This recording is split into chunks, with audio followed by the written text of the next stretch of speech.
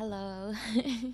First off, I've been so looking forward to this special episode of Monogatari because I love dark fairy tales, and I'm sure many anime only viewers have been wanting to know more about Shinobu's life before she became a vampire.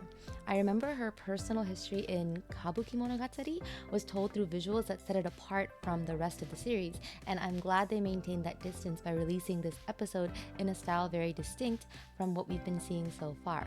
To analyze it in detail, the use of shadow puppetry to tell the story adds to the whimsical atmosphere of a fairy tale. But the woodenness of the story itself also seems to remind us that this history belongs to the past and the events have already passed. We know about the future that has been carved out for the princess.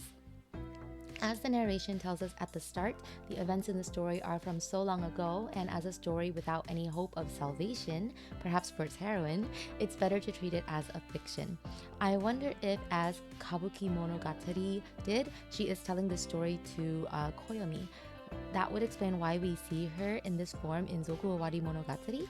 Her voice is also heard throughout the narration.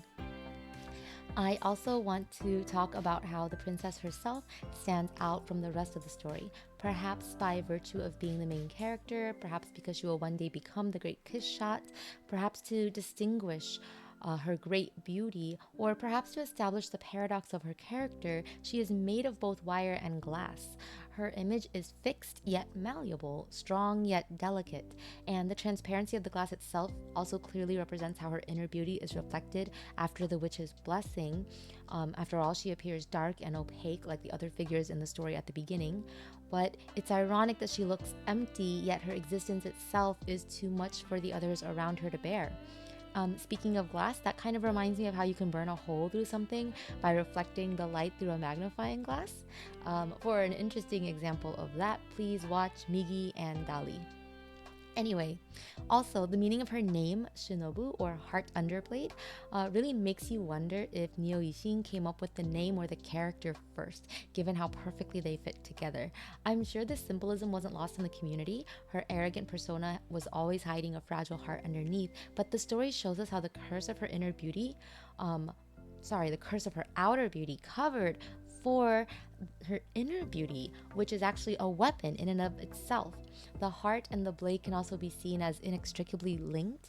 I'm very curious about what you guys think about how far this interpretation can kind of go. I love how the story expands on her characterization, offering new insight into her mysterious past and showing us a very different side of her. But as it was with Nadeko, Nishio Ishin hints at a natural sort of progression towards where she is now, rather than just giving us a different characterization as some sort of twist to subvert expectations. We can actually easily guess how she came to act out the way that she does now, given her traumatic past. The more obnoxious aspects of her personality as Shinobu now seem more than ever like a deliberate mask to not only avoid getting hurt, but to avoid hurting others.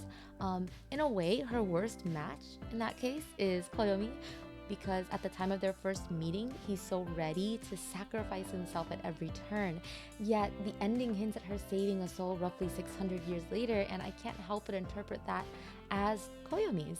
I love how that single line tied this story to the present. I'm so curious about how they'll adapt the next chapter of Waza Monogatari. I think they must change the style and can't use shot up puppetry forever. But I also wonder if it'll match the style that we've seen from episodes 1 through 6, or if it'll go in a completely different direction and do something new, right? Either way, I cannot wait for the following episode.